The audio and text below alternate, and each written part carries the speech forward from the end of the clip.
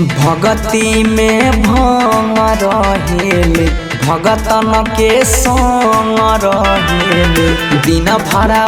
चिलम फूके में बहरी उमंग रहेले बोल बहु सवरिया बोले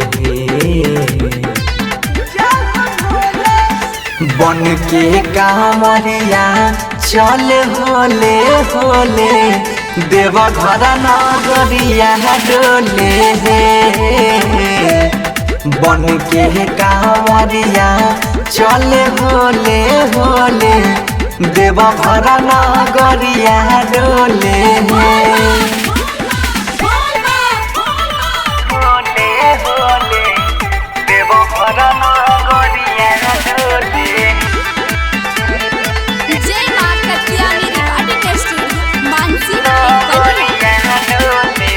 सखी मोरा सोइया के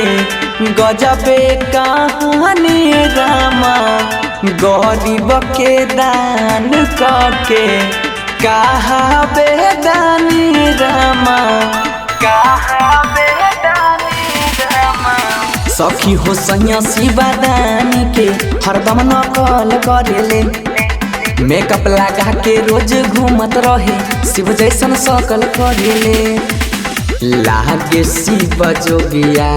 डोले बन के कांवरिया चल होले होले देवघर नगरिया डोले बन के कांवरिया चल होले होले देवघर नगरिया डोले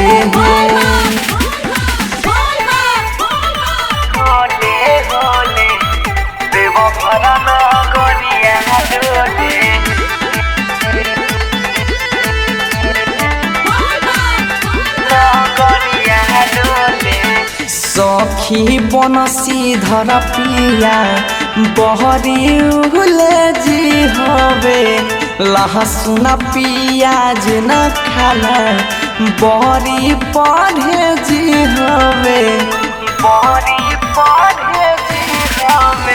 राइटर मोइन साथे भजन करे कामना फिजूल करेले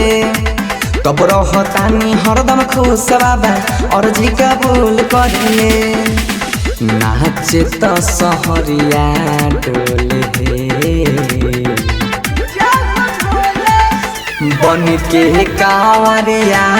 चल होले होले देवघर नगरिया डोले बन के कांवरिया चल होले होले देवघर नगरिया डोले जय मां कत्यानी रिकॉर्डिंग स्टूडियो मानसी।